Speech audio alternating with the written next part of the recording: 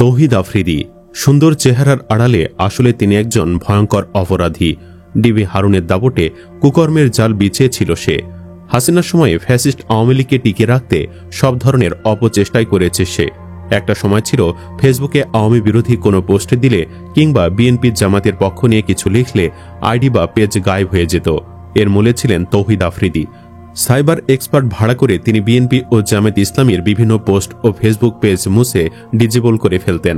এক কথায় তিনি আওয়ামী সরকারের একজন দোসর হিসেবে কাজ করতেন। আফ্রিদি শুধু যে আন্দোলনরত শিক্ষার্থীদের বিপক্ষে ছিলেন তা নয়, সাবেক ডিবি প্রধান হারুনের সঙ্গে তার ভালো সম্পর্কে দোহাই দিয়ে সাধারণ মানুষ ও অন্যান্য কন্টেন্ট ক্রিয়েটরদেরকেও হুমকি ধামকি দিতেন। কন্টেন্ট ক্রিয়েটর ইডিটের মাইরে বা পেজের মালিক স্বপন আহমেদ তার হাতে অত্যাচারের শিকার হয়ে ফেসবুকে লাইভে এসে অঝরে কেঁদেছিলেন। ইউটিউব ও ফেসবুক জগতেও আফ্রিদির প্রভাব ছিল।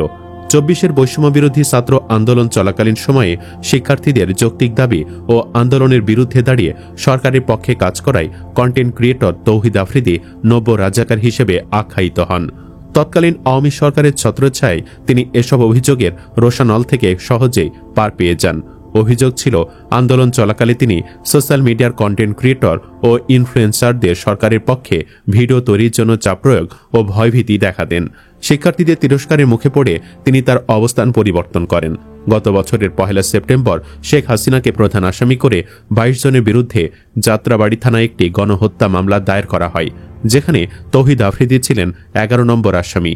গত ১৭ আগস্ট একই মামলায় তার বাবা ও মাই টিভি চেয়ারম্যান নাসির উদ্দিন সাথী গ্রেফতার হন। এরপর গতকাল রাতে বরিশাল থেকে গ্রেফতার হন একসময়ের জনপ্রিয় এই কন্টেন্ট ক্রিয়েটর তৌহিদ আফ্রিদি। গত ফেব্রুয়ারিতে তৌহিদ আফ্রিদি তার ফেসবুক পোস্টে দাবি করেন তিনি দ্য প্রেসিডেন্টস ভলেন্টিয়ার সার্ভিস অ্যাওয়ার্ডে ভূষিত হয়েছেন। তার দাবি যুক্তরাষ্ট্রের প্রেসিডেন্টের পক্ষ থেকে স্বেচ্ছাসেবী কর্মকাণ্ডে জড়িত থাকার কারণেই এই অ্যাওয়ার্ড পেয়েছেন। সরকার পতনের নেটিজেনরা আফ্রিদি, সোলাইমান সুখন সহ এইসব স্বৈরাচারের দোসর ইনফ্লুয়েন্সারদের বয়কটের ডাক দিয়েছে। পাবলিক সিম্প্যাথি পেতে এই কথিত অ্যাওয়ার্ড প্রাপ্তির ভাওতাবাজি নাটক সাজান Afridi. The president's volunteer service অ্যাওয়ার্ডের অফিসিয়াল ওয়েবসাইটে গিয়ে দেখা যায় কয়েকটি ক্রাইটেরিয়া পূরণ করে মাত্র $12.15 বা বাংলাদেশি টাকায় ১৫০০ টাকায় এই সার্টিফিকেট এবং মেডেল যে কেউ কিনতে পারে। তৌহিদ আফ্রিদি ১৫০০ টাকায় ভলেন্টিয়ার অ্যাওয়ার্ড কিনে সেটা দিয়ে আবার বিভিন্ন মিডিয়ায় নিউজ করিয়েছে। এর আগে তৌহিদ আফ্রিদি সহ সোশ্যাল মিডিয়ায় আওয়ামী লীগের দৌরাত্ম্য নিয়ে বিশদ আলোচনা করছিলেন প্রবাসী সাংবাদিক জুলকারনাইন খান শায়ের। তিনি তার ফেসবুক পোস্টে কি লিখেছিলেন তার একটি সারাংশ জীবনের কথা চ্যানেলের ভিউয়ার্সদের সামনে তুলে ধরব। জুলকারনাইন শায়ের খান যুক্তি দেখিয়েছেন যে ১৫ আগস্টে শেখ মুজিবুর রহমানকে সম্মান জানানোর জন্য বিভিন্ন সাংস্কৃতিক ব্যক্তিত্ব, শিক্ষক, বুদ্ধিজীবী এবং পেশাজীবীদের যে ব্যাপক অংশগ্রহণ দেখা গেছে তার অধিকাংশই শ্রদ্ধা থেকে করা নয়, বরং এটি ছিল একটি সুপরিকল্পিত প্রতারণা। এই প্রচারে অংশ নেওয়া অনেকেই গত ১৬ বছরে আওয়ামী লীগ সরকারের সুবিধাভোগী ছিলেন। এই ব্যক্তিরা আওয়ামী লীগ ফিরে এলে তাদের দুর্নীতির সুযোগ ও অবৈধ প্রভাব বজায় থাকবে বলে মনে করে, যার ফলে তারা অতি উৎসাহী হয়ে এই ধরনের প্রচারণায় অংশ নিয়েছে। তাদের মূল লক্ষ্য ছিল শেখ মুজিবকে বিচ্ছিন্নভাবে মহিমান্বিত করা, যাতে গত ১৬ বছরে আওয়ামী লীগ সরকারের দুঃশাসন, হত্যাযজ্ঞ এবং দুর্নীতির মতো বিষয়গুলো আড়ালে চলে যায়। জুলকারনাইন বলেছেন, এই প্রচারণায় জুলাই আন্দোলনের কোনো উল্লেখ ছিল না, বা আমরা শেখ মুজিবকে ভালোবাসি কিন্তু আওয়ামী লীগের হত্যাযজ্ঞকে সমর্থন করি না, এমন কোনো বক্তব্যই ছিল না।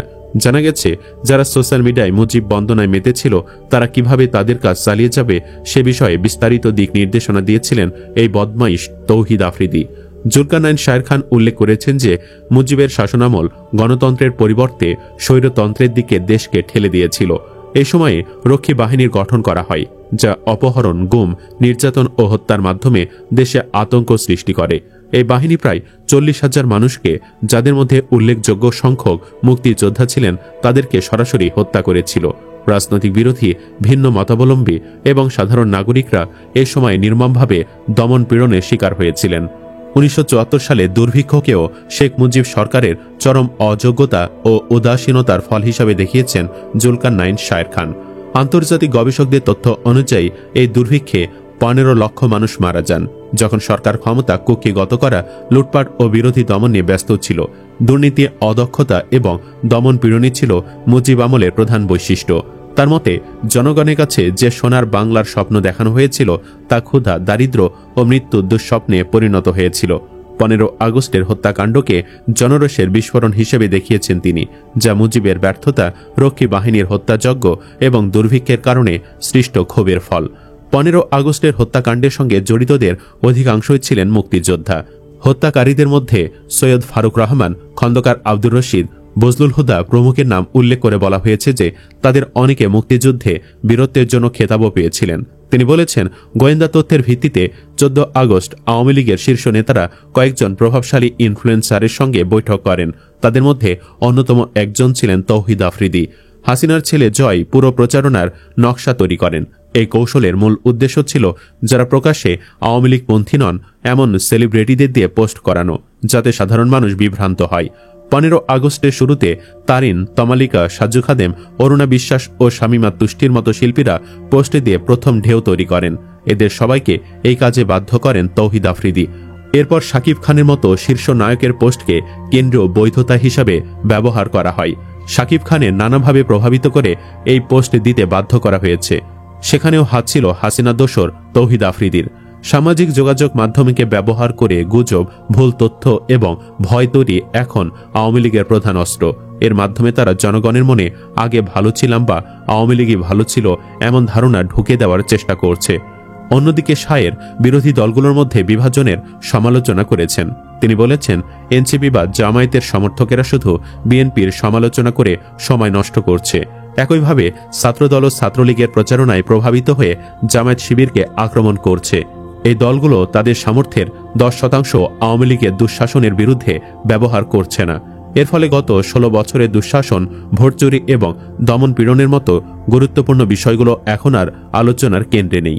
এদিকে বৈষম্য বিরোধী আন্দোলনের সময় যাত্রাবাড়ী থানার হত্যা মামলায় তৌহিদ আফ্রিদি 7 দিনের রিমান্ড আবেদন করেছে পুলিশের অপরাধ তদন্ত বিভাগ সিআইডি।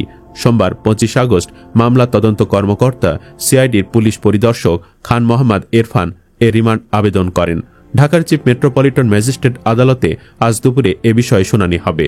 রোববার বিশেষ অভিযান চালিয়ে বরিশাল থেকে জুলাই গণহত্যা মামলার আসামি কন্টেন্ট ক্রিয়েটর তৌহিদ আফ্রিদিকে গ্রেফতার করা হয়। সিআইডির বিশেষ পুলিশ সুপার জসিম উদ্দিন খান গ্রেফতারের বিষয়টি নিশ্চিত করেন।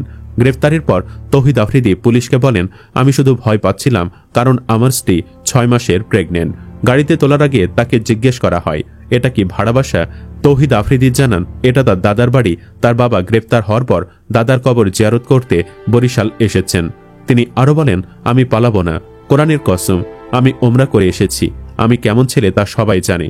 এভাবে গ্রেফতারের শেষ মুহূর্ত পর্যন্ত এই কন্টেন্ট ক্রিয়েটর মানুষকে ভোদাই বানানোর চেষ্টা চালিয়ে যান। সুপ্রিয় দর্শক, আপনি কি চান রাষ্ট্রদ্রোহের নতুন মামলায় যেন এই কুলাঙ্গারকে সারা জীবন জেলে রাখার ব্যবস্থা করা হোক? কমেন্ট বক্সে জানিয়ে দিন আপনার মতামত। ভিডিও ভালো লাগলে লাইক দিন এবং শেয়ার করুন, আর অবশ্যই চ্যানেলটি সাবস্ক্রাইব করুন। ধন্যবাদ।